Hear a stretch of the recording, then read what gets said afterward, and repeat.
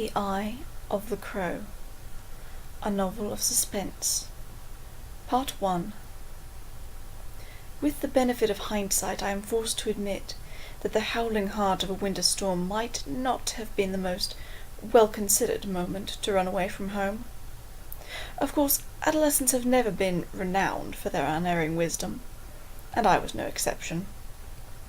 All I knew then, the one thought running continuously through my mind as I belted on my dressing gown, stuffed my feet into layers upon layers of stockings and then into my brother's oversized boots, and threw a heavy woolen coat over all of it, was that I had to get out. It was all my fault. I had ruined everything, and the only thing left was to run. And so I ran. I had no plan. As I have said, this was not an intelligent decision. It was born an impulse of powerful emotion, fierce, chaotic, unpleasant, as thoroughly divorced from the guidance of intuition as it was from that of reason, divorced from self. There was a bizarre sensation of separation. I felt I was barely in control of the hands that fumbled at the window latch and scrabbled at the sash. Rain roared against the glass, rushing in immediately to drench my legs as the window slid open. It seemed impossible that no one would come, that no one would hear. But the din of the storm drowned me perfectly. My fingers, curled around the slick sill, became numb as I stood stone still, perched on the balls of my feet until the faint sound of the hall clock reached me. The stroke of 2 broke me from my paralysis. They were not asleep. I could still hear their voices, even if they could not hear my movement. They were not asleep, but they were not coming either.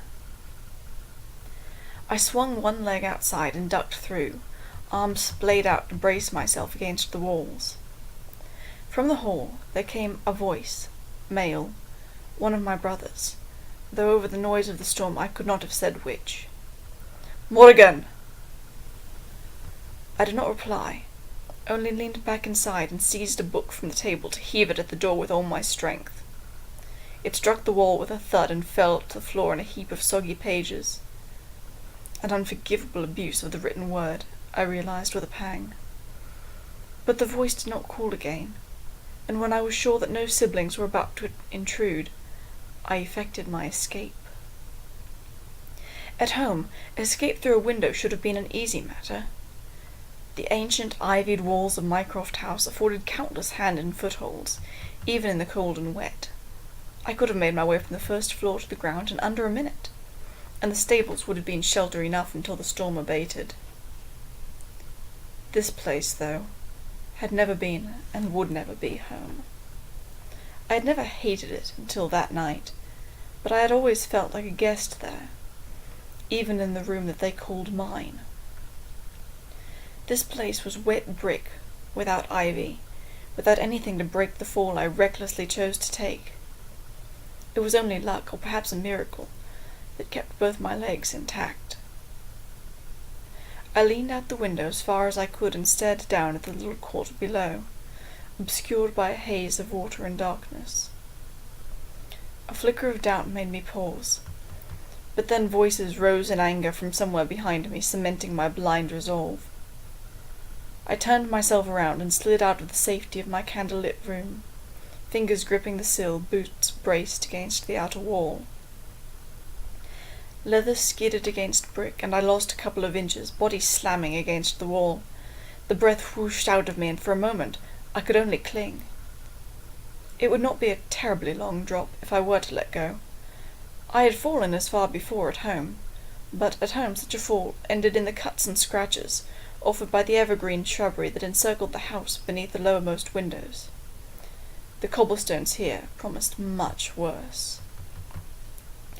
I recovered, inch by inch, and lowered myself until my toes caught on the slight protrusion of the decorative line of white brick that divided the first story from the ground.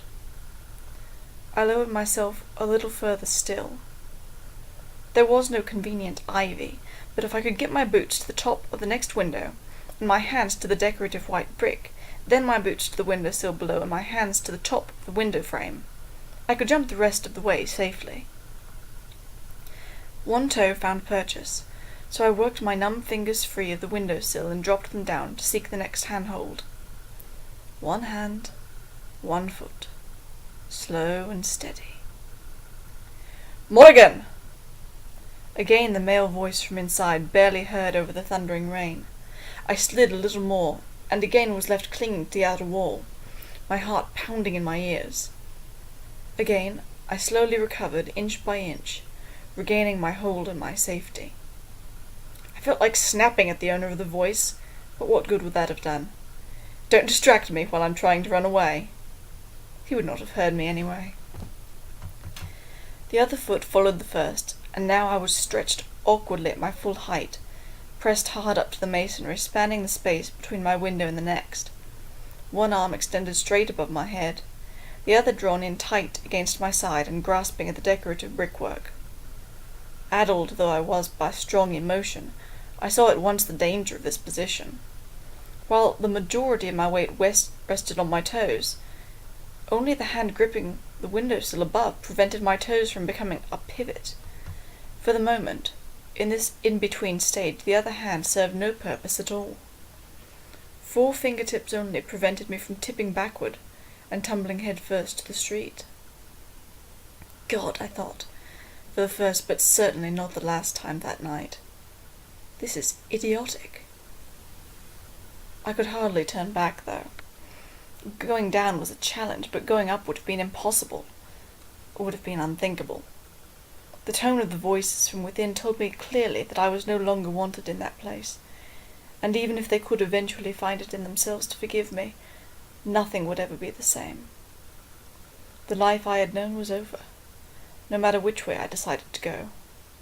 Down, at least, gave me a chance at deciding for myself how things would be in the future. One hand, one foot. Lightning flashed just above me, followed less than a second later by a thunderclap that shook my very bones.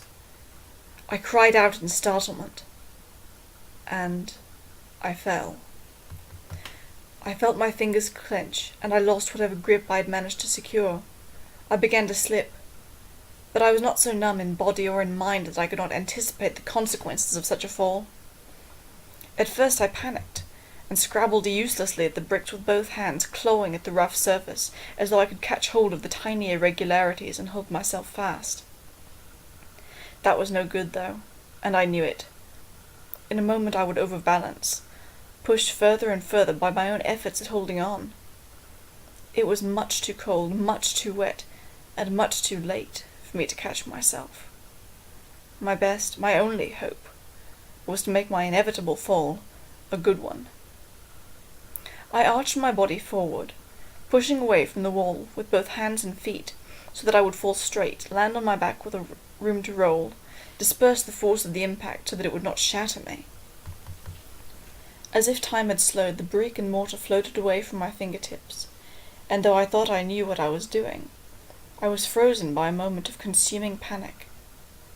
I had avoided the deadly somersault that would surely have killed me, but the fall could still break me, all the same. And what then? What if I were too badly hurt to cry for help? How long would it take before someone intruded upon my privacy and found me missing? How long before someone came to look? The moment passed quickly as it had come upon me. I tucked up my body and bent my knees and hips, spreading my arms for balance. I had fallen as far before, and I knew how to fall well. The pavement greeted me without any regard for what I did or did not know. Falling to irregular cobbles was nothing at all like falling to the shrubbery beneath my window at home, or like falling to soft grass beneath my favourite reading tree. No, London was out to kill me. On any other surface, even overwrought and in the pouring rain, my landing would have been flawless. The cobbles thwarted me. I landed squarely on my 2 feet, but my 2 feet did not land squarely on the ground, and the left flew out from under me, leaving the right to bear my full weight. My ankle rolled, despite the support of its boot, with a horrible sensation like a creaking hinge. I gasped and fell to one side, striking my hip and my elbow. For a moment I could only lie beneath the downpour. "All right, girl. Analyze." Finding myself not dead was a relief, of course. I had not broken my neck, or my back, or my skull, which, honestly, was one of the best things that had happened to me all day. The ankle, however, was almost definitely sprained, and I did not look forward to finding out for certain when I tried to stand on it. There were bruises, too, but bruises were nothing new to a girl who climbed trees. No, the worst of it was the ankle, which, even as I lay, began to ache fiercely. I should have gone back, I knew. Of course. I should have called out for help until someone came, or hobbled to the door and knocked. I should have mustered the courage to explain what peculiar circumstances had led me to the pavement beneath an open window amidst the blasted storm, wet and hurt, and now sobbing as well. I should have admitted that I was an idiot girl who did not have the good sense not to jump from great heights, or to keep my mouth shut, or to mind my own blasted business. An idiot unworthy of her own name. I knew it. I considered it. I shied away from the eminent sensibility of it. What 16-year-old girl has ever had the grace to admit stupidity? If I was to be a fool, then by God I would be a fool, and to the hilt. And besides, I reasoned, I had not actually killed myself, and that had to count for something. Had to mean something. If I had been doomed to fail, then I ought to have failed immediately and completely. But I was still alive, and, deliberately forsaking reason, I chose to take that simple coincidence as a sign from above. Surely I was fated to go. Strengthened by that absurd conviction, I pushed myself upright, shivering at the cold that crept up my legs and trickled down my back. The ankle screamed in protest, and I nearly screamed as well, but a quick rearrangement of my posture shifted my weight to my good leg, and I was able to take a few strange, hopping steps. The drumming of the rain echoed strangely in the grey little courtyard of that house I had so come to despise. Before me the gate yawned wide, resembling nothing so much as a huge gaping mouth, with the dead branches of wisteria that stretched down from its arch becoming the fangs. I had the impression of waiting, of languishing in the rumbling belly of a beast that was finally about to spit me out. Beyond the monster's teeth, the great dismal city sprawled. If the house was a monster, then the city was its home, a jungle of brick and smoke and throbbing humanity. I wiped the tears from my face, only to have them replaced at once with streaks of sooty rain.